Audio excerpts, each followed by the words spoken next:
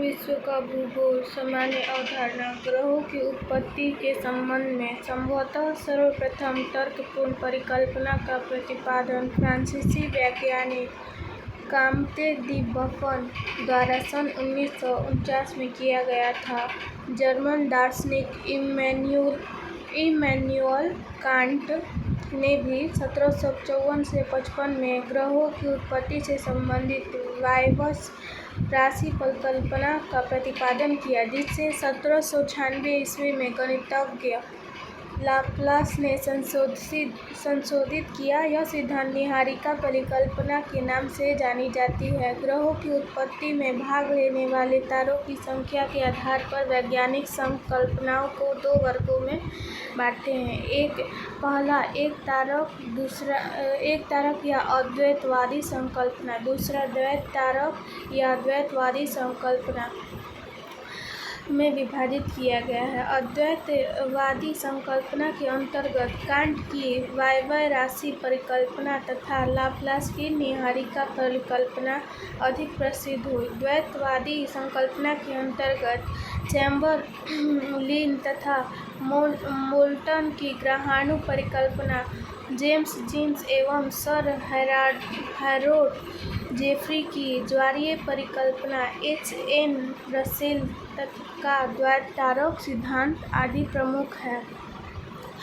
ब्रह्मांड की उत्पत्ति का सबसे आधुनिक सिद्धांत विस्तारवादी या महाविस्फोट सिद्धांत बिग बैंग थ्योरी है। इस सिद्धांत का प्रतिपादन जॉर्ज लेमेटेयर ने 1894 से 1966 में वर्ष 1927 में किया था, जिसे वर्ष 1949 में फ्रेड होयल द्वारा बिग बैंग नाम दिया गया। बाद में रॉबर्ट वेगनर ने वर्ष 1967 में इस सिद्धांत की व्याख्या प्रस्तुत की। वह अवस्था जब संपूर्ण ब्रह्मांड का एक गर्म एवं सघन बिंदु पर आज से 13.7 या 13.8 अरब वर्ष पूर्व केंद्रित था, तब अत्यधिक संकेंद्रण के कारण बिंदु में आकस्मिक विस्फोट हुआ, जिसके पश्चात ब्रह्मांडीय पदार्थों चारों ओर फैल गए। यही पदार्थ ही विभिन्न गैलेक्सी के रूप में दृश्य है। गैलेक्सियों के अनंत समूह का सम्मिलित रूप है ब्रह्मांड। अवलोकनीय ब्रह्मांड में अनुमानतः 100 से 200 अरब गैलेक्सी हैं। प्रत्येक गैलेक्सी में अनुमानतः 100 अरब तारे हैं। हालांकि यह संख्या अधिक भी हो सकती है। हमारी गैलेक्सी, जिसमें हमारा सौरमंडल स्थित है, उसे मंदाकिनी या आकाशगंगा या दुग्ध मेखला कहते हैं। मिल्की वे हमारी आकाशगंगा में लगभग 100 से 400 अरब तारे हैं। गैलेक्सी का अनेक आकार प्रकार में दृश्य होती हैं, यथा अंडाकार या सर्पिलाकार और अनियमित आकार इत्यादि। एंड्रोमीडा हमारी आकाशगंगा के सबसे निकट की आकाशगंगा है। इसे देवयानी भी कहते हैं, और जो हमारी आकाशगंगा से 2.5 मिलियन प्रकाश वर्ष दूरी पर स्थित है। इसे मोसियर 31 भी कहा जाता है। वर्ष 2005 में स्पिट्ज़र स्पेस टेलीस्कोप ने आकाशगंगा के आकार के बारे में पूर्व धारणाओं और विभ्रम के विपरीत इस बात को स्पष्ट साक्ष्य पेश किए कि आकाशगंगा का आकार दंड सज्जित सर्पिलाकार है। तारों का निर्माण गैलेक्सी में उपस्थित हाइड्रोजन एवं हीलियम के संघटक निहारिकाओं से होता है। गुरुत्वाकर्षण बल, गैस व धूल के बादलों का गोला के आकार में संघटन, गति, उच्च ताप संलयन अभिक्रिया एक तारे के निर्माण के कारक हैं। तारे विस्तारक हैं। तारे के विकास क्रम में सर्वप्रथम प्रारंभिक अवस्था प्रोटोस्टार का निर्माण होता है, तत्पश्चात विकास की मुख्य अवस्था में प्रवेश करता है। सूर्य के आकार का तारा इस अवस्था में 9 या 10 बिलियन वर्ष तक रहता है। इसके पश्चात तारे का हाइड्रोजन ईंधन विनष्ट होने लगता है और वह मृत्यु की ओर अग्रसर होता है। किसी तारे की जीवन अवधि उसके आकार पर निर्भर करती है और सूर्य के आकार के तारे का अवधि लगभग 9 या 10 बिलियन वर्ष होती है। तारा जितना बड़ा होता जाएगा, जीवन अवधि उतनी कम होती जाएगी। सूर्य से 100 गुना या अधिक बड़े तारे जिसकी सतह का तापमान 30,000 केल्विन से अधिक की हो, वो सिर्फ कुछ मिलियन वर्ष ही होता है। विकास की मुख्य अवस्था से निकलकर एक तारा वृद्धावस्था की ओर अग्रसर होता है, जिसमें उसकी बाहरी सतह फैलती है और वह ठंडा होता है, उसकी चमक कम होती है। इस स्थिति को रक्तदानव या सुपरनोवा कहते हैं, सुपर जायंट कहते हैं, लाल दानव भी कहते हैं इसे। इसके तत्पश्चात हीलियम कार्बन में और कार्बन अन्य भारी पदार्थों जैसे लोहा आदि में परिवर्तित होने लगता है। इसके फलस्वरूप तारे में तीव्र विस्फोट होता है, जिसे सुपरनोवा विस्फोट कहते हैं।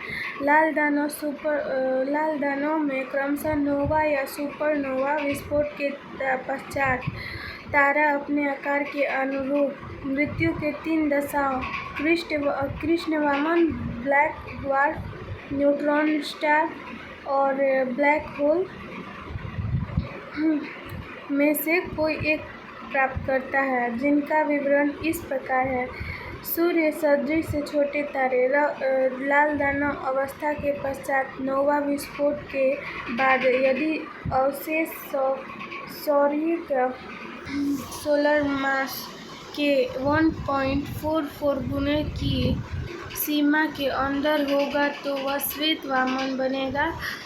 अंत में यह कृष्ण वामन में परिणत हो जाएगा। 1.44 सौर्यिक द्रव्यमान को चंद्रशेखर सीमा कहते हैं। मध्यम आकार के तारे सुपरनोवा रक्तदानव अवस्था के पश्चात सुपरनोवा विस्फोट के बाद 1.44 सौर्यिक द्रव्यमान से 3 सौर्यिक द्रव्यमान तक रहने वाले न्यूट्रॉन तारा अथवा पल्सर के रूप में परिवर्तित हो जाते हैं।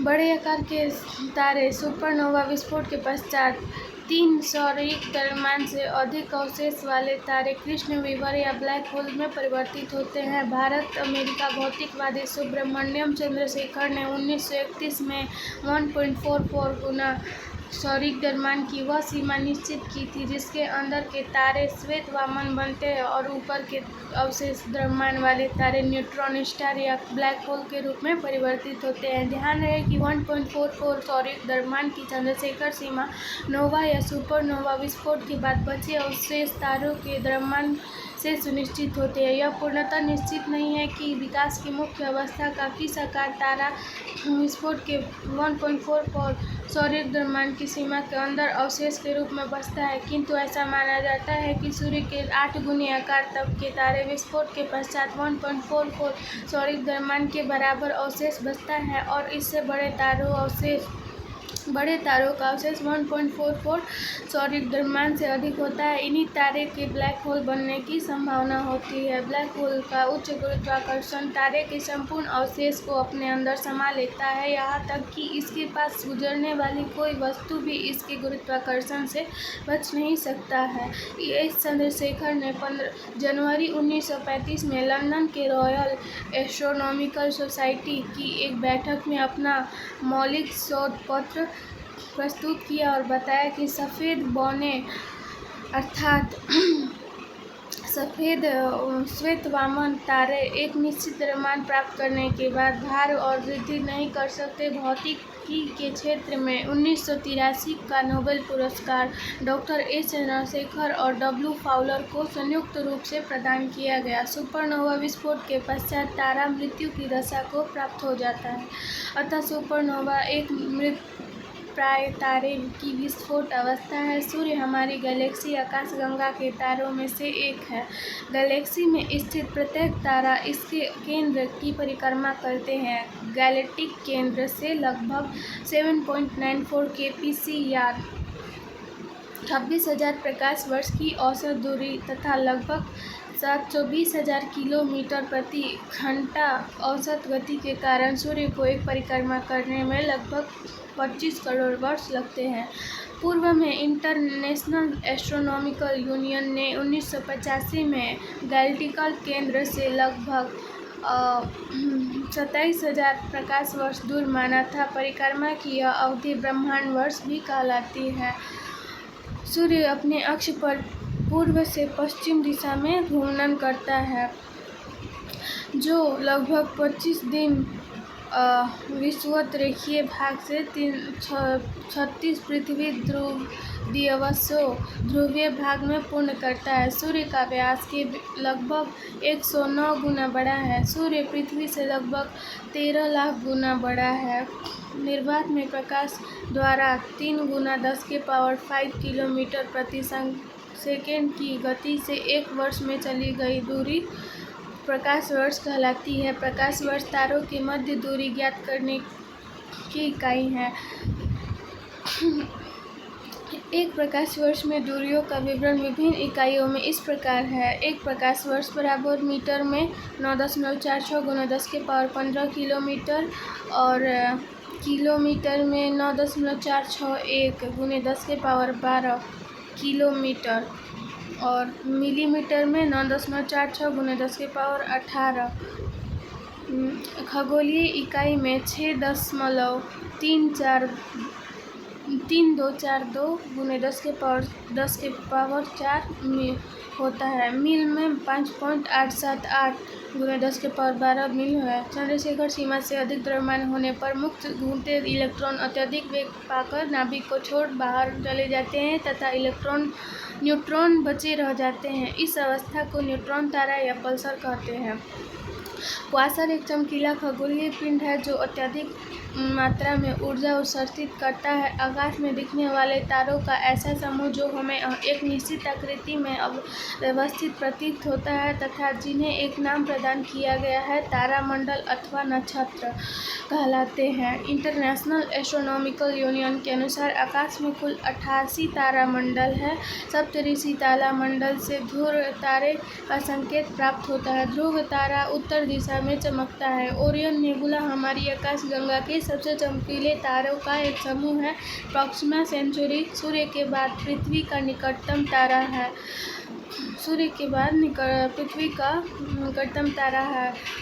बीटलग्यूस ओरियन तारा समूह का दूसरा सबसे बीटलग्यूस ओरियन तारा समूह का दूसरा सबसे चमकीला तारा है। यह पृथ्वी से लगभग 650 प्रकाश वर्ष की दूरी पर स्थित है। इसे सर्वप्रथम 1836 में सर जॉन हर्शेल ने देखा, किंतु वर्ष 1995 में हब्बल दूरबीन ने इसका चित्र खींचा। सूर्य के अतिरिक्त किसी तारे का खींचा जाने वाला यह प्रथम चित्र था। तारे की उत्तरी और दक्षिणी खगोलीय ध्रुवों के चारों ओर खगोलीय विषुवत रेखा के समानांतर चक्कर लगाते हुए दिखाई देते हैं। उत्तरी एवं दक्षिणी खगोलीय ध्रुव भौगोलिक उत्तरी एवं दक्षिणी ध्रुवों के ठीक ऊपर स्थित होते हैं। खगोलीय विषुवत रेखा पृथ्वी की विषुवत रेखा के लगभग ऊपर एवं ध्रुवों के सदैव 90 डिग्री पर स्थित होती है। यह क्षितिज पर पूर्व एवं पश्चिम के बिंदुओं से अंतर्रोध करती है। खगोलीय ध्रुवों के अंशों की संख्या क्षितिज की विषुवत रेखा के अक्षांशों के बराबर होती है। अतः यदि कोई प्रेक्षक तारों की क्षितिज से लंबवत उठते हुए दिखता है तो निश्चित ही यह विषुवत रेखा पर है। अंतरिक्ष यान में बैठे व्यक्ति को आकाशगंगा का रंग काला दिखाई देता है, क्योंकि अंतरिक्ष में वायुमंडल नहीं पाया जाता।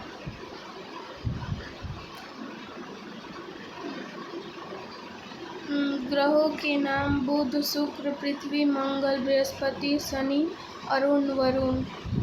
महाविस्फोट सिद्धांत संबंधित है ब्रह्मांड की उत्पत्ति से।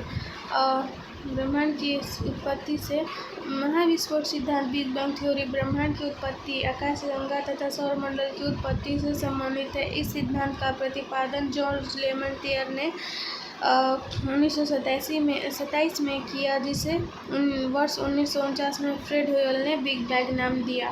बिग बैंग सिद्धांत उद्भव की व्याख्या करता है।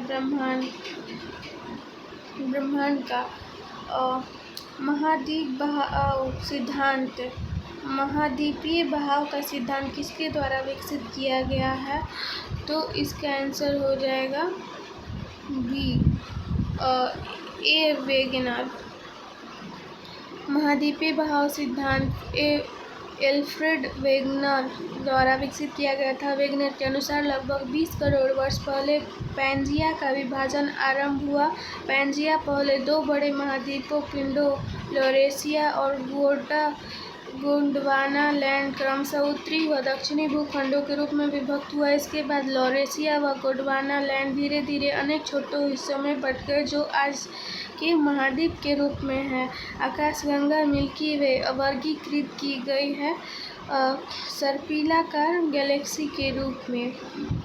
गैलेक्सी अनेक प्रकार में दृश्य होती है। खगोलविद गैलेक्सी को मुख्यतः तीन प्रकारों में विभाजित किया गया है: अंडाकार, सर्पिलाकार और अनियमिताकार।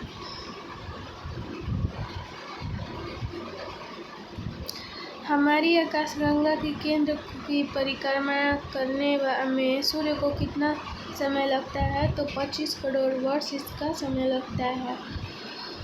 तारे का रंग सूचक है उसके ताप पर तारे का रंग निर्भर करता है पृष्ठीय ताप पर। नीला व सफ़ेद रंग युवावस्था का होता है एवं अत्यधिक उच्च ताप होता है। नारंगी रंग मध्य ताप को और यह प्रौढ़ावस्था होता है। लाल रंग वृद्धावस्था का होता है एवं यह न्यूनतम ताप होता है। वह सीमा जिसके बाहर तारे आंतरिक मृत्यु से ग्रसित होते हैं कहलाती है। इसका आंसर हो जाएगा चंद्रशेखर सीमा। वह सीमा जिसके बाहर तारे आंतरिक मृत्यु से ग्रसित होती हैं, वह सीमा है चंद्रशेखर सीमा। श्याम वीवर होता है सिमट गया तारा सिकुड़कर एक ब्लैक होल बन जाता है, उसे ही हम श्याम वीवर कहते हैं, ब्लैक होल भी कहते हैं इसको। तारों के कारण घटित आकाशीय परिघटना कौन है? तारों के कारण घटित आकाशीय परिघटना कृष्ण वीवर है। Black hole. कृष्ण छिद्र सिद्धांत को प्रतिपादन किसने किया था? तो इसका सिद्धांत एस चंद्रशेखर ने किया था। ब्लैक होल की जानकारी सर्वप्रथम एस चंद्रशेखर ने दी। कृष्ण छिद्र एक ऐसा खगोलीय अस्तित्व है जिसे दूरबीन से देखा नहीं जा सकता। कृष्ण छिद्र पर गुरुत्वीय क्षेत्र इतना प्रबल होता है कि यह प्रकाश को भी बच निकलने नहीं देता। उपयुक्त संदर्भों में से निम्नलिखित कौन सही है? तो इसका हो जाएगा आंसर आर। ए तथा आर दोनों सही है।